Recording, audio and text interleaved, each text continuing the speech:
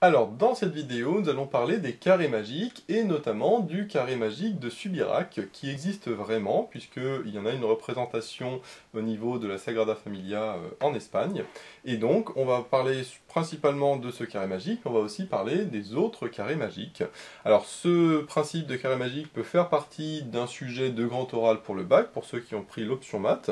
Donc là, bien sûr, l'idée, ça va pas être de copier ce que je fais, mais de vous inspirer de tout ce que je vais vous présenter pour faire vos propres représentations, une présentation originale et puis une approche un petit peu différente, hein, une approche innovante des carrés magiques et notamment du carré magique de Subirac. On va voir le lien notamment avec les suites. Alors le carré magique, qu'est-ce que c'est déjà un carré magique? Eh bien, c'est un carré, alors ici on a fait des carrés avec 4 lignes, 4 colonnes, on peut très bien imaginer la même chose avec 3 lignes, 3 colonnes, ou 5 lignes, 5 colonnes, etc. Et dans ce carré, on fait représenter ici, on va mettre des nombres. Et la particularité, c'est que quand on va additionner tous les nombres en ligne, en colonne, en diagonale, etc., eh bien on va tomber sur le même chiffre. Sauf qu'on verra que le carré magique de Subirac a en plus des particularités qui font qu'en additionnant les chiffres de manière différente, avec certaines particularités, eh bien on va retrouver le même nombre également. Donc ici, dans le carré de Subirac, nous avons 1, 14, 14, 4, 11, 7, 6, 9, etc., etc. Voyons ce qui se passe si on additionne la première ligne. 14 et 14, 28, 28 plus 1, 29, 29 et 4, ça fait 33. Donc là, on obtient 33.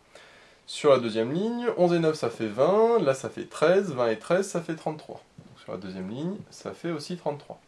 La troisième ligne, 10 et 10, ça fait 20, 8 et 5, ça fait 13, 20 plus 13, ça fait encore 33. Et enfin, la dernière ligne, ça fait 5 et 15, ça fait 20, 20 et 13, ça fait 33.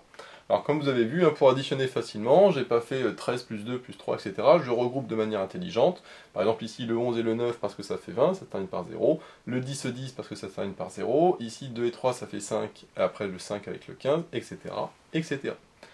Maintenant on va regarder ce qui se passe en colonne. En colonne, même principe, ça fait 20, ça fait 13, 20 plus 13 ça fait 33. Là ici, si c'est 4, 14 ça fait 20, 30, 33. Donc là, ça marche aussi. Si on additionne ici, là ça fait 12 et 7, ça fait 19, 19 et 14, ça fait 33. Si on additionne là, là ça fait 19, 20, 20 et 13, ça fait 33. Donc en colonne, ça marche aussi. Si on regarde ce qui se passe sur cette diagonale là, là on a 10 et 10, 20, 20 et 13, 33. Et sur cette diagonale là, et même principe, 8 et 7 ça fait 1, et 15 ça fait 23, et 10 ça fait 33. Donc en additionnant tout ça, on trouve 33. Alors pourquoi est-ce que Subirac a pris le nombre 33? Et bien tout simplement parce que, comme je vous l'ai dit, c'est situé dans une église en Espagne, et 33, dans la religion catholique, correspond à l'âge du Christ quand il serait mort, et donc c'est pour ça qu'il a décidé de prendre le nombre 33. Et on va voir que c'est important ce nombre 33, puisque dans les autres carrés magiques, on peut normalement trouver autre chose, et ça on va le faire justement avec des suites, et le lien avec les suites et les sommes. Alors pour terminer sur le carré magique de Subirac, ce qu'il y a de très particulier en plus par rapport à ce carré magique, c'est que on peut faire également d'autres regroupements qui vont nous donner le même nombre. Donc là, pour pas avoir à tout recommencer, je vais vous montrer les regroupements qu'on peut faire ici et les figures justement symétriques que l'on peut obtenir. Ce que l'on peut voir notamment, c'est si on regroupe les 4 nombres du milieu, c'est-à-dire si on regroupe les 4 nombres comme ça au centre. 10 et 10, 20. 6 et 7, ça fait 13. 20 et 13, ça fait 33. Donc quand on additionne les 4 au milieu, ça fait 33. Et puis après, on peut se dire, bah tiens, je vais regrouper par exemple ces deux-là avec ces deux-là. C'est-à-dire, là j'ai 14 et 14, ça fait 28. Et 2, 30. Et 3, 33. Donc quand j'additionne cela ensemble, ça marche. Et donc, de manière symétrique, je peux me dire, bah tiens, je vais additionner ceux qui sont ici. 11 et 9, pardon, ça fait 20. 8 et 5, ça fait 13, 20 et 13, ça fait 33. Donc encore une fois, si j'additionne comme ça, donc là on voit de manière symétrique, ça fait 33. Et enfin, qu'est-ce qu'il me reste? Eh bien, il me reste les 4 du coin, et si j'additionne les 4 du coin, eh bien j'obtiens là 1 et 4, 5, 5 et 15, 20, 20 et 13, ça fait 33. Donc là on voit que en faisant un regroupement différent, on obtient aussi 33, et là ça n'a rien à voir avec les lignes, les colonnes ou la diagonale, c'est un regroupement qui est totalement différent. Alors ça va beaucoup plus loin, puisqu'on peut faire encore un autre regroupement. Donc là, si on recommence ici, on peut très bien dire, je reprends mon carré au milieu. Donc je reprends les 4 du milieu ici, je vais faire un rond tiens, pour changer. Et maintenant, je vais les prendre, mais plutôt comme ça. C'est-à-dire, je vais prendre, hop, comme ça, et comme ça. Alors, si je fais comme ça et comme ça, donc les deux en diagonale avec cela, ben là, j'ai 8 et 2, ça fait 10. Là, ici, ça fait 23. 10 et 23, ça fait 33. Et donc, de manière symétrique, je vais regrouper ces deux-là avec ces deux-là.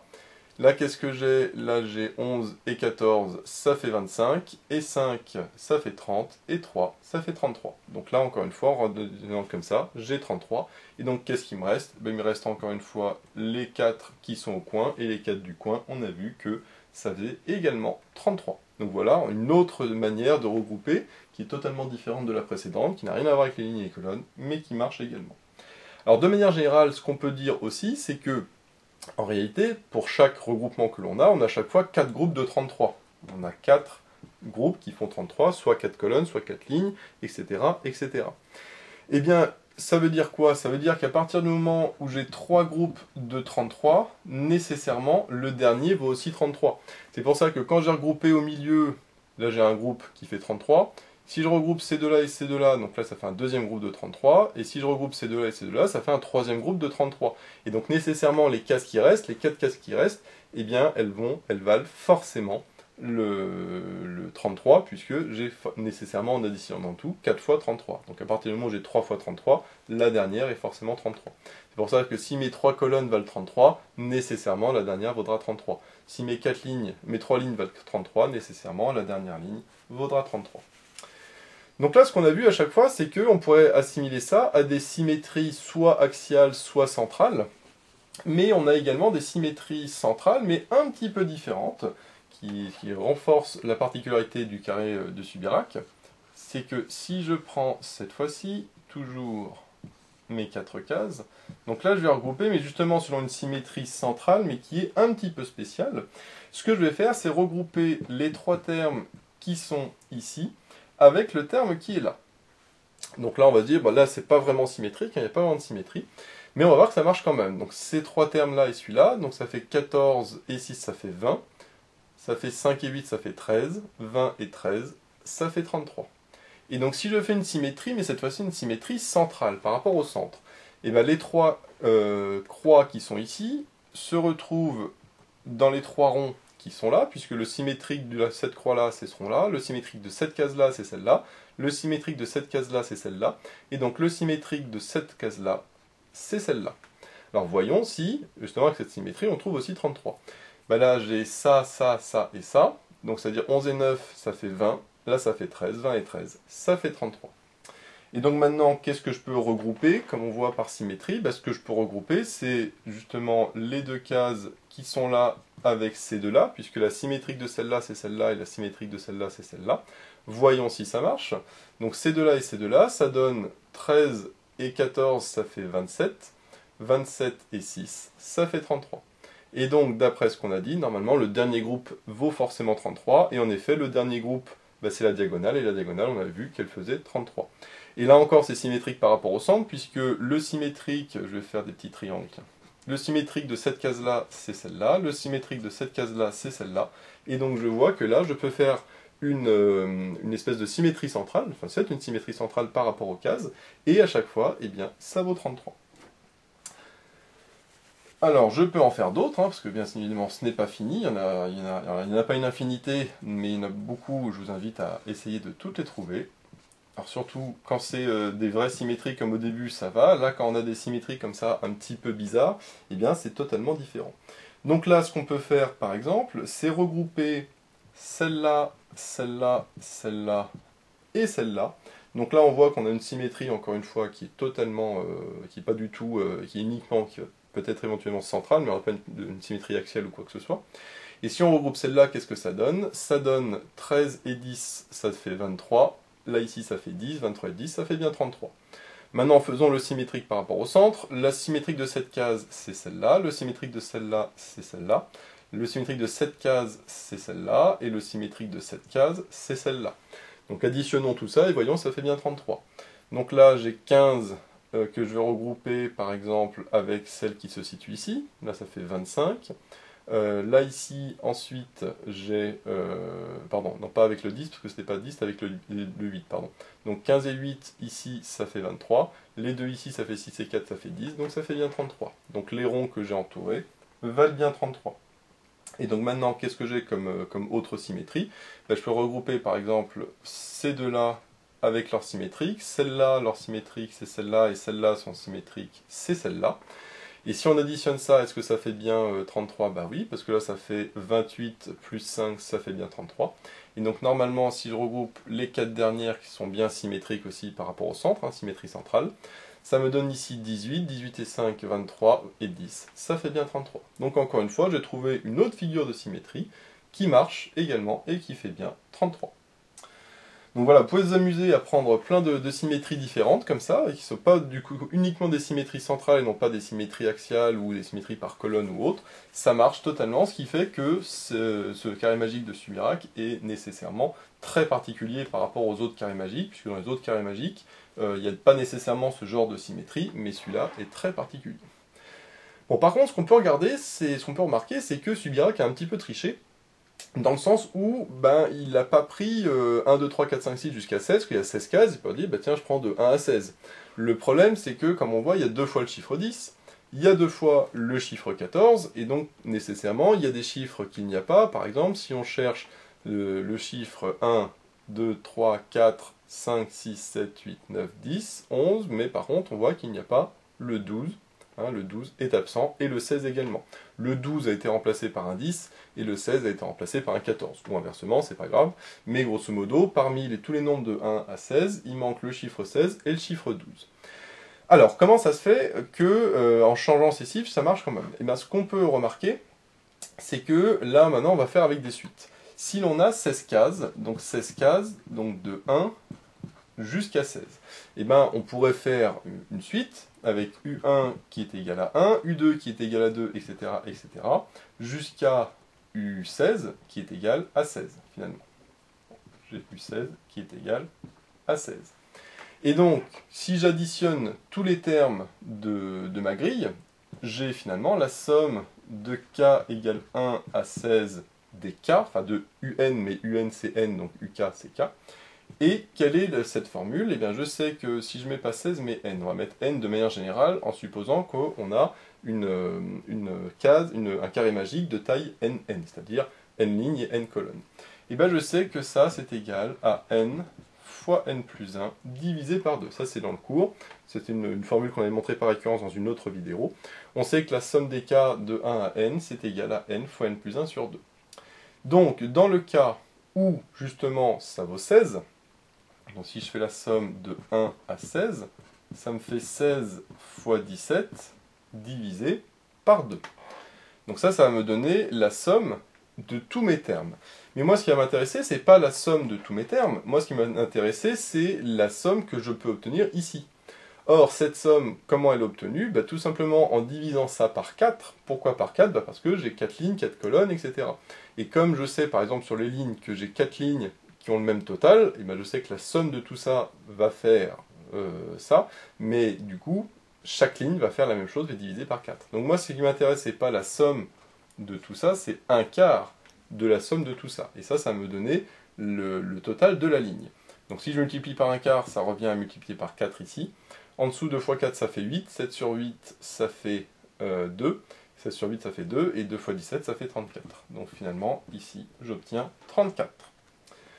Donc qu'est-ce que ça veut dire? Eh bien ça veut dire que si Subirac avait fait un carré magique avec tous les nombres de 1 à 16, eh bien il n'aurait jamais pu obtenir 33, il aurait obtenu 34, ce qui n'est pas ce qu'il voulait, puisque comme on avait vu, le 33 a une signification particulière dans la religion.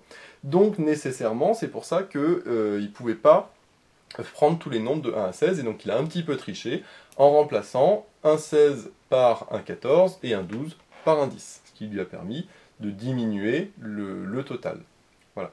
Alors, du coup, on peut voir pourquoi il a remplacé un 16 par un 14 et un 12 par un 10, parce qu'en remplaçant un 16 par un 14, il enlève 2, en remplaçant un 12 par un 10, il enlève encore 2, c'est-à-dire qu'au final, au tout, il a enlevé 4. Il a enlevé 4, c'est-à-dire qu'il a enlevé 1 par ligne, puisque si chaque ligne vaut 33, ça va faire un certain nombre, mais si chaque ligne vaut 34, ça va faire 1 de plus à chaque ligne, c'est-à-dire 4 de plus. Donc du coup, il fallait qu'en tout, il enlève 4, et donc ça, il l'a fait en remplaçant un 16 par un 14 et un 12 par un 10.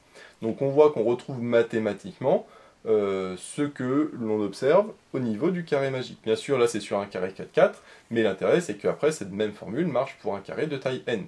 C'est justement le principe que j'ai mis ici, c'est que là, quand je fais la somme de k égale 1 à n des k, ça va me donner finalement le nombre total, le total de toutes mes cases. Bon. Mais moi, ce qui m'intéresse, c'est que ici, le n, ça va être le nombre de cases, et non pas le nombre de lignes ou de colonnes.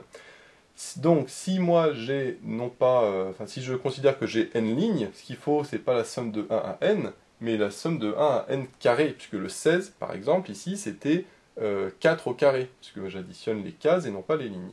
Donc, si ici j'ai n carré, et bien ici j'aurai un n carré, et ici j'aurai un n carré. Mais moi, comme on a vu, il faut que je divise par n pour avoir le nombre total de chaque ligne, parce que ça va être le total en addition dans toutes les cases, mais comme j'ai n lignes ou n colonnes, il faut que je divise par n. C'est-à-dire que là, je dois mettre 1 sur n, ce qui revient à avoir ici 2n, et donc au final, j'obtiens la formule n fois n carré plus 1 sur 2. Et ça, à quoi correspond cette formule? Eh bien, ça correspond au total des lignes ou des colonnes, si jamais je prends un carré magique avec tous les nombres de 1 à n carré. C'est-à-dire que si j'ai un carré magique 4, 4, et ben je mettrai 1, 2, 3, 4, 5, 6, etc. jusqu'à 16. Si j'ai un carré magique 5, 5, je mettrai 1, 2, 3, 4, 5, 6, etc. jusqu'à 25, etc. etc. Mais je ne ferai pas comme le carré de Subirac, c'est-à-dire que je ne mettrai pas des nombres en double. Voilà, je mettrai tous les nombres de 1 jusqu'à le carré du nombre de lignes ou de colonnes. Et donc cette formule, on peut voir que par exemple si je prends un carré magique de taille 5, c'est-à-dire que je remplace le n par 5, et donc j'aurai 5 fois 5 au carré plus 1 ça fait 26, 25 plus 1 c'est 26, divisé par 2, 26 divisé par 2 ça fait 13, donc ça fait 5 fois 13, et 5 fois 13 ça fait 65. Et donc à quoi correspond ce 65? Et bien ce 65, il correspond à la somme que j'aurais sur chaque ligne ou chaque colonne si j'avais pris un carré magique mais de taille 5, c'est-à-dire 5 lignes et 5 colonnes, et dedans j'aurais mis tous les chiffres de 1 jusqu'à 25, donc 1, 2, 3, 4, 5, 6, etc. jusqu'à 25, sans faire comme ici, c'est-à-dire sans avoir de nombre en double. Et puis bien sûr, si je prends un carré 6, 6, bah, je remplace le n par 6, et donc ça me donne cette formule-là. Donc voilà un petit peu le lien qu'on peut faire entre les carrés magiques et les maths, c'est-à-dire qu'on va faire la somme d'une suite arithmétique, ceci c'est une suite arithmétique, avec la formule particulière nn plus 1 sur 2, mais attention, ici il ne faut pas prendre n mais plutôt n carré, si on considère que n c'est le nombre de lignes ou le nombre de colonnes. Et à ce moment-là, ce qui m'intéresse ici, c'est d'additionner toutes les cases, et donc les cases, il n'y en a pas n, mais n carré, et donc je dois faire la somme de 1 à n carré. Et je divise par n pour avoir le total par ligne ou par colonne, et non pas le total en additionnant tout. Et ces maths nous permettent, enfin ce calcul, nous permet de voir également pourquoi est-ce que, en mettant deux chiffres, pourquoi est-ce qu'il y a 2 14 et 2 10 dans le carré de Subirac, c'était pour avoir 33, parce que sinon on aurait eu 34. Alors je vous ai mis ici un exemple justement de carré magique qui lui n'a pas de doublon. Donc là on voit que ça marche, que j'ai 1, 2, 3, 4, 5, 6, 7, 8, 9, 10, 11, 12, 13, 14, 15, 16. Donc là, il n'y a pas comme Subirac, il n'y a pas de doublon. Et comme je pars de 1 à 16, je sais que je ne peux pas en avoir plus, parce que j'ai 16 cases et j'ai tout de 1 à 16. Bon. Et on peut vérifier du coup que la somme, en ligne, en colonne, en diagonale, etc., vaut bien, comme on a vu, 34. Parce que si j'applique la formule pour n égale 4, ce qu'on avait vu, c'est que ça donne 34. Alors vérifions. Si j'additionne comme ça, 12 et 8, ça fait 20. Là, ici, ça fait 14. 20 et 14, ça fait bien 34. Si j'additionne la deuxième colonne, ici, j'ai 14 et 7, ça fait 21. Plus 2, ça fait 23. Et 11, ça fait 34. Etc. etc. Si j'additionne en ligne, ça me donne la même chose. 13 et 16, donc là, ça fait 29. 29 et 5, ça fait bien 34. En diagonale, c'est pareil. Là, ça donne 8 et 10, 18, 18 et 16, ça donne 24, et si on termine par celle-là, si c'est 4, ça fait 10, là ça fait 24, 10 et 24, ça fait bien 34.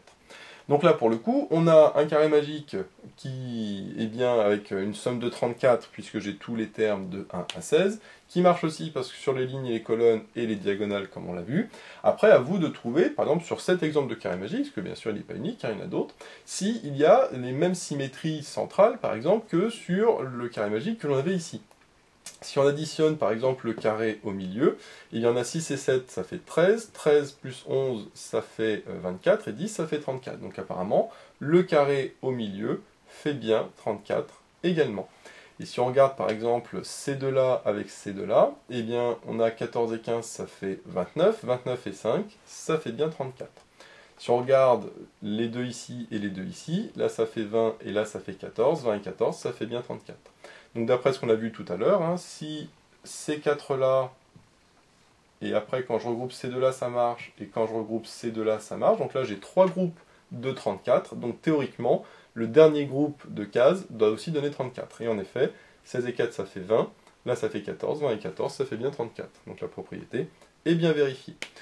Donc là, on voit qu'ici, j'ai un autre regroupement, hein, autre que les lignes et les colonnes. Après, il faudrait regarder si les regroupements qu'on a fait tout à l'heure, pareil avec les diagonales ou ce genre de choses, marchent également, ce qui ici ne sera pas forcément le cas, hein, bien sûr, puisque là, on a vraiment quelque chose de particulier au niveau du carré magique Subirac.